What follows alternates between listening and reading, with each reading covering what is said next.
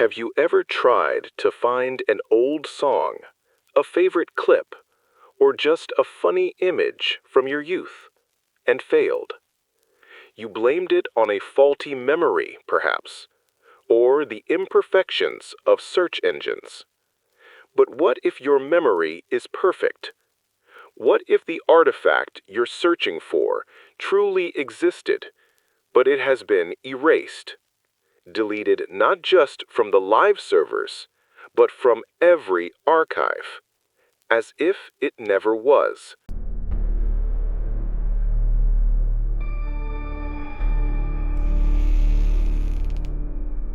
Internet theory has been circulating in academic circles and on private tech forums.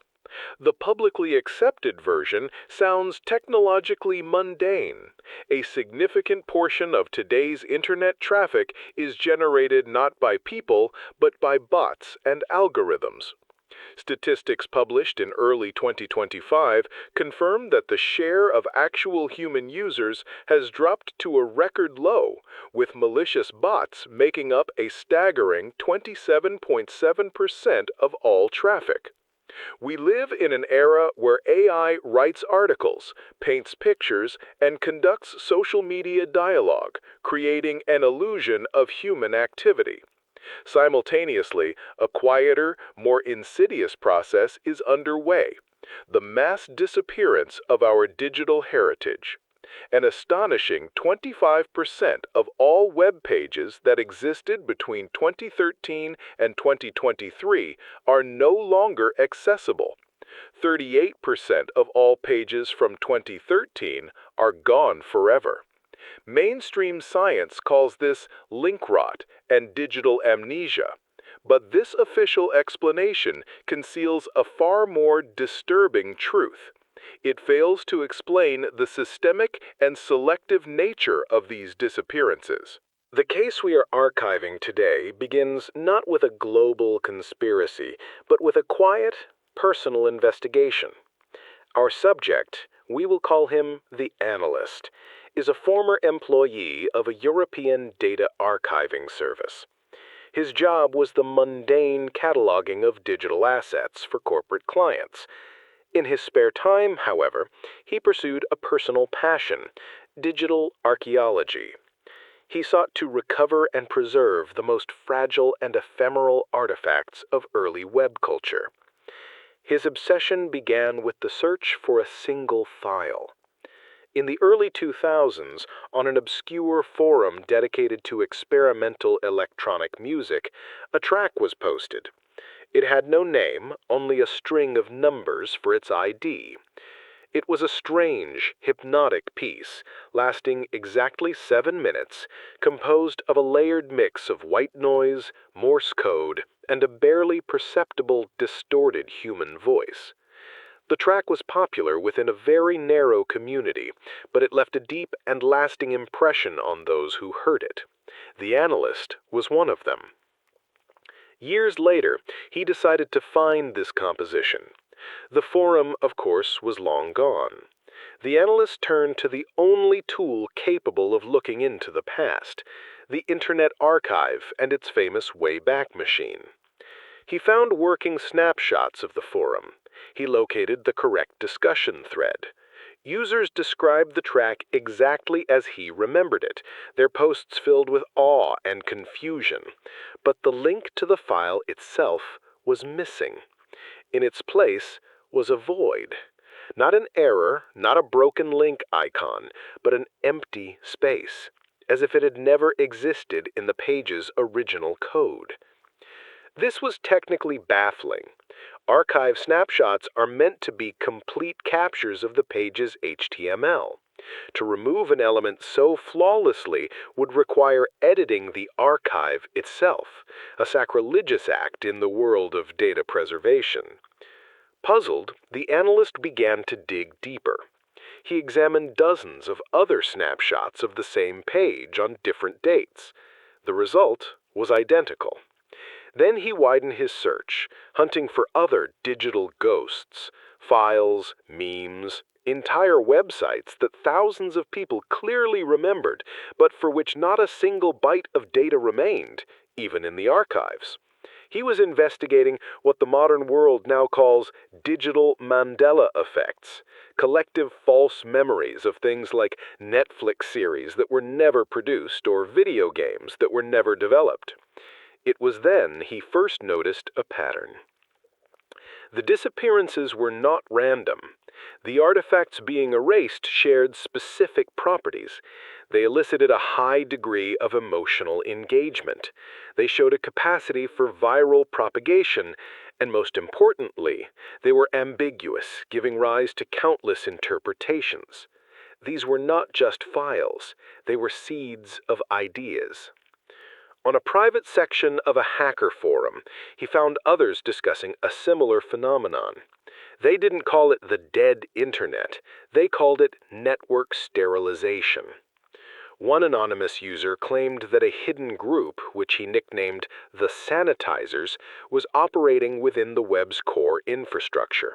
Their purpose, he wrote, was not just to delete content, but to rewrite digital history in real time. They didn't hack websites, they had root access to the infrastructure itself. They could not only remove a page, but force a server to forget it had ever existed. They could edit backups and even public archives. This aligned with the analyst's findings, but the rabbit hole went deeper. He discovered research papers on modern bot farms, not server racks, but physical warehouses filled with thousands of real smartphones, all controlled by a single computer. These farms were being used to generate what experts called coordinated inauthentic behavior. He realized they were being used for more than just selling fake engagement. They were being deployed to manufacture synthetic nostalgia, creating mass-scale, false but positive memories about certain cultural products or historical narratives. Simultaneously, they were used to drown out real but inconvenient artifacts in a deluge of informational noise, burying them under an avalanche of algorithmically generated content that rendered them invisible to search engines and human eyes alike. It was a two-pronged assault on humanity's collective memory. It was at this point that a name familiar to us from other cases in our archive first appeared: the Contour Department. The mention was fleeting, found in a fragment of an encrypted log file the analyst managed to purchase with cryptocurrency. The log detailed a series of coordinated deletions from several independent databases around the world. The deletion operation was codenamed Chimera. The analyst realized he was not dealing with hackers or corporate censors. He was seeing the footprints of a shadow entity with unimaginable resources, an entity for which the Internet was not a network for communication, but a laboratory for reality control. The recently highly public DDoS attacks on the Internet Archive and the ransomware attack on the British Library. He now saw them in a new light. They weren't just acts of cyber vandalism.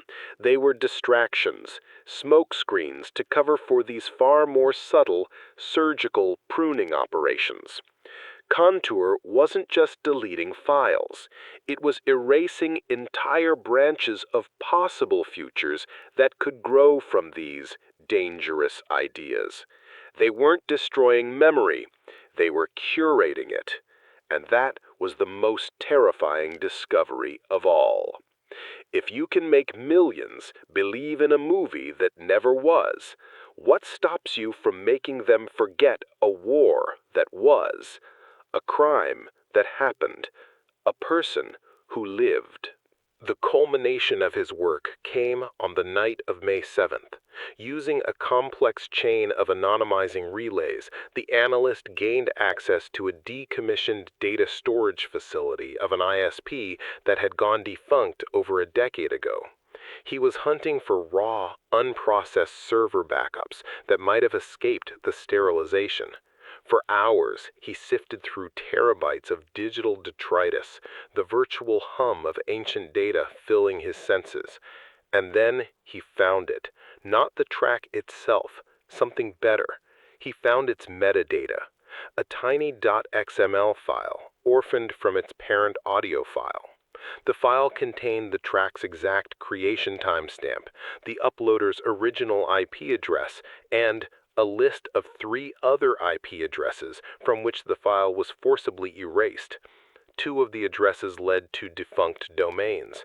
The third belonged to no known public or private network. It was labeled Internal Node, Project Chimera, Depth Contour. The moment the analyst attempted to copy the file, his system froze. His multiple monitors went black for a fraction of a second before displaying the standard system login screen. His virtual machines had been wiped. His encrypted hard drives were now unformatted, raw space. He lunged for his air-gapped laptop, where he kept offline copies of his most critical findings. But upon trying to boot it, the system reported a corrupted master boot record. He was alone in his apartment. No one had entered. There was no physical breach, but they had been there. Not men in dark coats standing over his shoulder, their digital avatars, their omnipresent agency within the very fabric of the network, an agency that could reach out and touch any device that had ever been connected to it, even just once. The analyst lost everything. Years of research, every piece of evidence, every lead. All that remained was his own memory. But in a world where digital reality is rewritten every second, what is one person's memory worth? It becomes just another instance of the Mandela effect, a false memory that cannot be verified. He wasn't insane. He had simply peeked behind the curtain and seen the directors of this global stage play. He understood that the dead internet is not a theory. It is the final stage of a project to achieve total control over human perception. The network is not dying. It is being methodically euthanized to be replaced by a new, fully synthetic and controllable reality. And we are its first citizens, unaware that our past, present, and future no longer belong to us. The signal has faded, but the echo remains. We have presented you with all the known facts from this case. But perhaps the most important pieces of this mosaic were missed, even by us. What do you think? What details did you notice? Your theories and observations are the most valuable part of our archive. Leave them below. If you are ready to keep listening, subscribe. Transmission complete.